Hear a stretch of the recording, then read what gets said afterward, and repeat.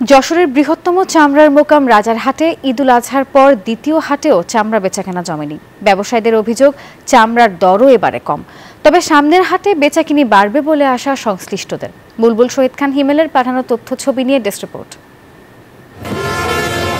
এবছর কোরবানির ঈদের পর যশোরের চামড়ার মোকাম রাজারহাটে প্রথম হাট বসেছিল গত মঙ্গলবার।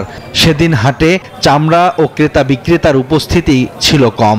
ব্যবসায়ীদের আশা ছিল শনিবার হাটের দিন জমবে বেচাকেনা, তবে সে আশায় গুড়ে বালি। চামড়ার সরবরাহ বাড়লেও ক্রেতা না পেয়ে হতাশ বিক্রেতারা।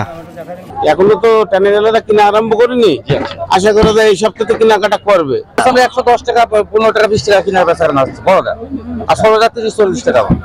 চামড়ার দামও কম বলে অভিযোগ ব্যবসায়ীদের। এবার ঈদে ব্যাংক 10 দিন বন্ধ থাকায় টাকা হাতে না থাকায় হাটে ক্রেতা বিক্রেতাদের আনাগোনা কম।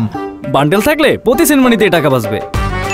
বিকাশ সেনমানি বান্ডেল কিনে জিতুন প্রতি লেনদেনে, এমন কথাও বলছেন কেউ কেউ।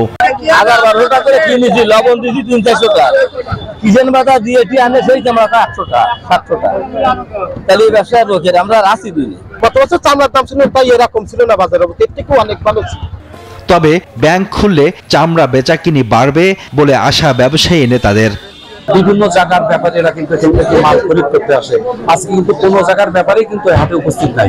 এই কারণে নাই যে তারা কিন্তু টাকা পায়নি এবং ব্যাংক বন্ধ আছে, যে টাকাও আছে সবই ব্যাংকে, কারণ ব্যাংক না খুললে তো তারা টাকা উত্তোলন করতে পারবে না। সে কারণে আজকের বেচা কিনার মন্দ অবস্থা। চামড়া খাতকে শক্তিশালী করতে দর নির্ধারণে সরকার ও ট্যানারি মালিকদের মধ্যে সমন্বয় থাকা প্রয়োজন বলে মনে করেন সংশ্লিষ্টরা। Suhaib Shamim, desk report, news 24।